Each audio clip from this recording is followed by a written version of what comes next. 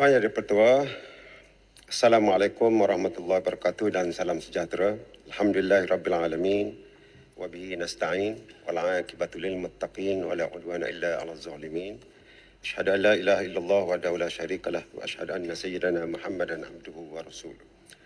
Terima kasih kepada Tuan Yang di-Pertua kerana memberi ruang kepada saya untuk turut berbahas menjunjung kasih titah Duli Yang Maha Mulia Seri Paduka Baginda Yang di-Pertuan Agong. Saya menzahirkan ucapan menjunjung kasih atas kepimpinan Kebawah Duli Yang Maha Mulia Yang di-Pertuan Agong ke-16 Sultan Abdullah Riayatuddin Al-Mustafa Billah Shah Ibni Almarhum Sultan Ahmad Shah Al-Musta'in Billah dan Kebawah Duli Yang Maha Mulia Permaisuri Agong. Seterusnya saya merakamkan ucapan setinggi-tinggi tahniah atas pelantikan Kebawah Duli Yang Maha Mulia Seri Paduka Baginda Yang di-Pertuan Agong Sultan Ibrahim sebagai Seri Paduka Baginda Yang di-Pertuan Agong ke-17 dan Kebawah Duli Yang Maha Mulia Seri Paduka Baginda Raja Permaisuri Agong Raja Zarif Sofia. Tuan Yang di-Pertua, Pelihara Kecil P040 Kemaman pada 2 Disember 2023 telah membawa saya sebagai ahli terbaru ke Dewan Yang Mulia ini dan saya dapat bersama dengan semua ahli Dewan Rakyat menekuni nasib negara Malaysia tercinta dan kepada saya selepas 442 hari sidang bermula pasca Pilihan Raya Umum ke-15 pada November 2022. Terima kasih saya ucapkan kepada semua pengundi Kemaman, sama ada yang memilih atau yang tidak memilih saya dalam pilihan raya kecil berkenaan.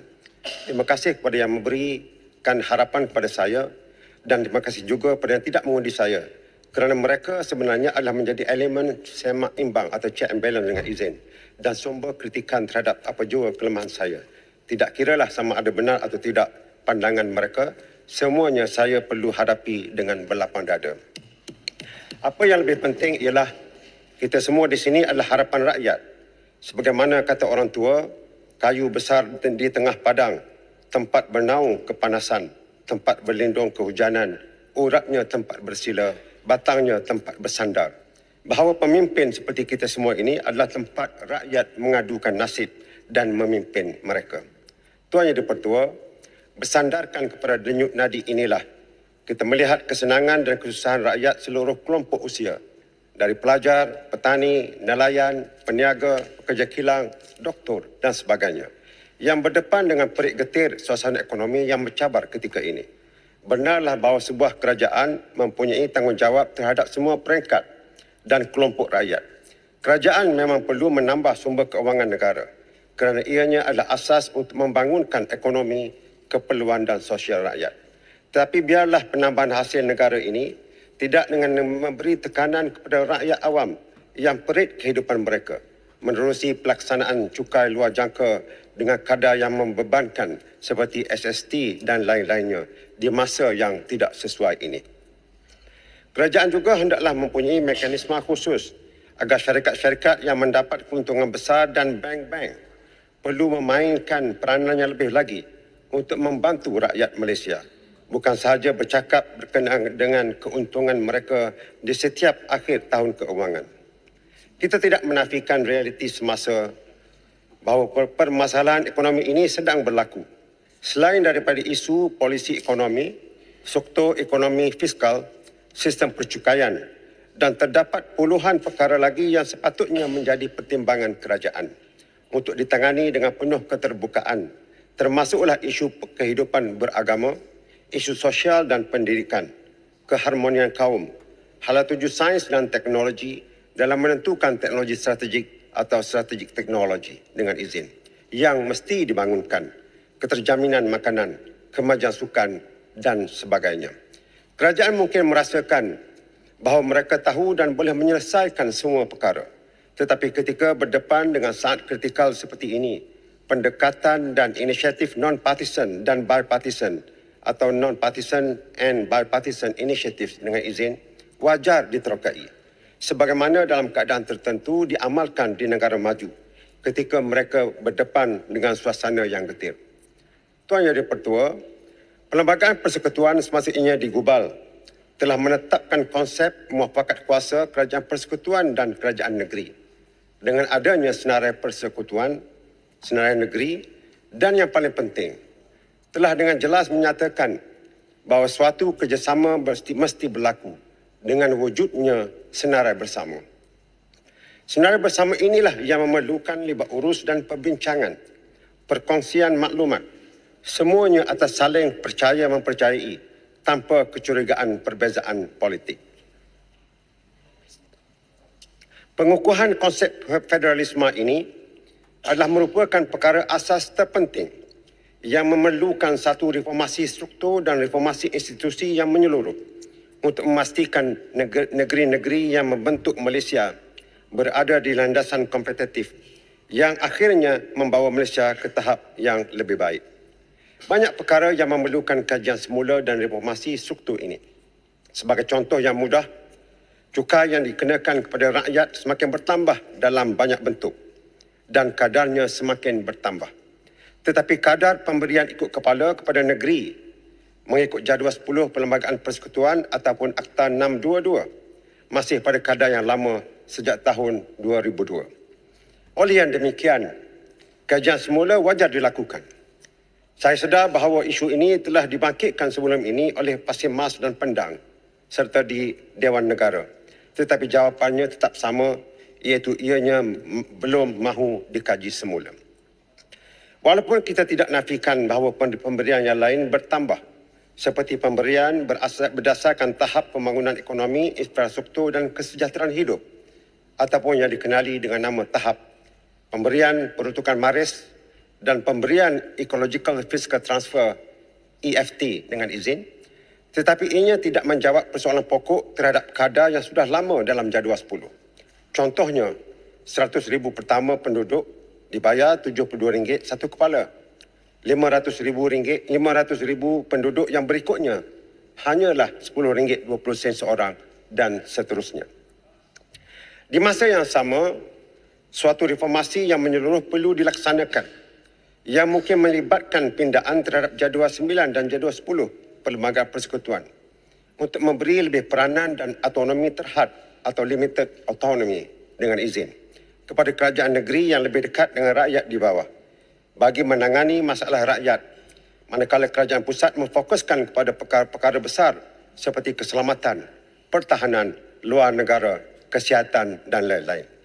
Saya tidak akan memperincikan maksud autonomi yang lebih luas bagi negeri di sini kerana masa yang sangat terhad, tapi keseluruhan perkara ini memerlukan libat urus dan perundingan yang serius ke arah reformasi institusi atau institutional reform dengan izin dan reformasi struktur atau structural reform yang sebenar. Tuan Yang Dipertua, sudah tiba masanya kita meninggalkan budaya politik diskriminasi akibat warna parti politik dan pilihan yang dibuat oleh rakyat dalam sesuatu proses demokrasi pilihan raya. Dan ini adalah satu bentuk reform atau tajdid yang semestinya berlaku dalam negeri dan negara kita jika kita bercakap ingin menjadi sebuah negara yang diyakini. Diskriminasi terpilih atau selected discrimination dengan izin seperti ini adalah budaya lama kolot politik balas dendam yang membawa negara kita ke belakang dan jauh dari keharmonian. Yang menjadi mangsa akhirnya adalah rakyat yang tidak berdosa. Akibatnya berlakulah sifat dendam-mendendam dan melahirkan reaksi tindak balas yang hanya boleh memuaskan hati tetapi tidak akan menguntungkan sesiapa. Di masa yang sama harus juga diingat bahawa negara Malaysia dibentuk menerusi gabungan negeri-negeri yang ada di dalamnya. Negeri ada maruah dan peranannya dalam membina Malaysia dan bukannya sebagai warga kelas 2 dalam pembentukan Malaysia. Jika tidak dibendung, kitaran ganas atau vicious cycle dengan izin akan terus berulang dan berulang. Saya menyeru dan mengajak semua pemimpin politik untuk menghentikan kitaran ganas ini sama ada daripada sebelah sini atau daripada sebelah sana. Sebagai pemimpin, kita mestilah mempunyai iltizam dan tekad yang kuat untuk menghentikannya sebagai prasyarat untuk Malaysia lebih dihormati dan masyarakatnya yang lebih harmoni. Tidak adil jika saya tidak sebut bahawa pada masa ini dan lepas, kerjasama antara negeri dan pusat menerusi berbagai projek dan program pembangunan fizikal dan sosial ekonomi. Pelbagai kementerian dan agensi sedang berjalan dalam keadaan baik walaupun masih terlalu banyak ruang penambahbaikan yang mesti dilakukan jika kita ingin bercakap mengenai Malaysia yang lebih kompetitif dengan izin. Terima kasih pada yang masih mempunyai nilai ihsan dan jiwa yang besar.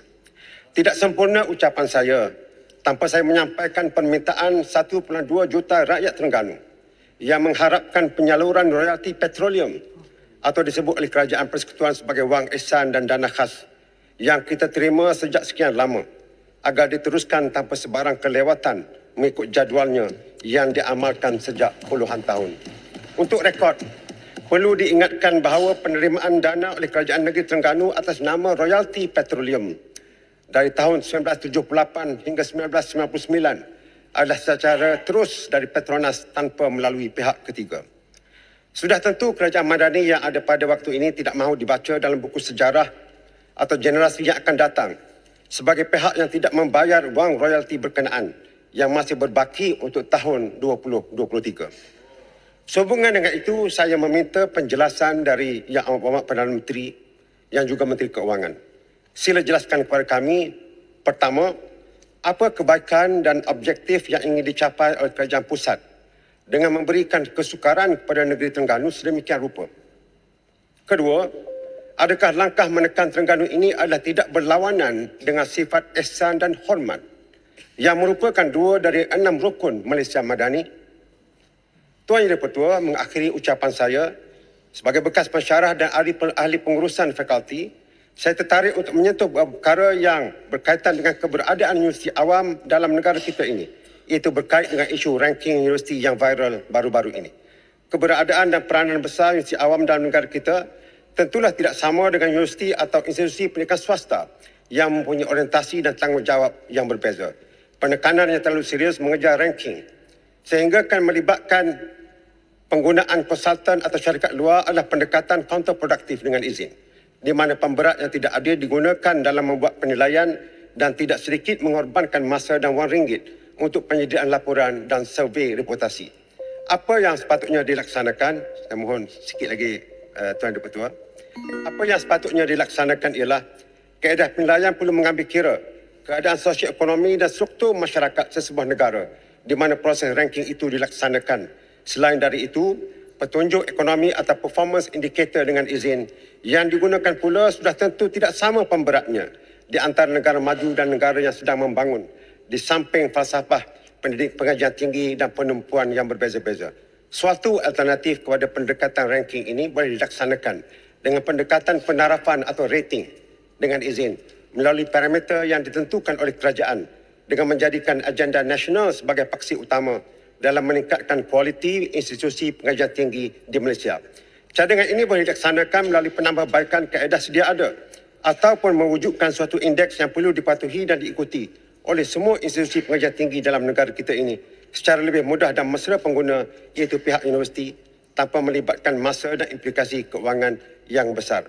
Tuan Yang di-Pertua, Maman menyokong usul menjunjung kasih titah Bapa Duli Yang Maha Mulia Seri Paduka Baginda Yang di-Pertuan Agong. Terima kasih. Terima kasih Yang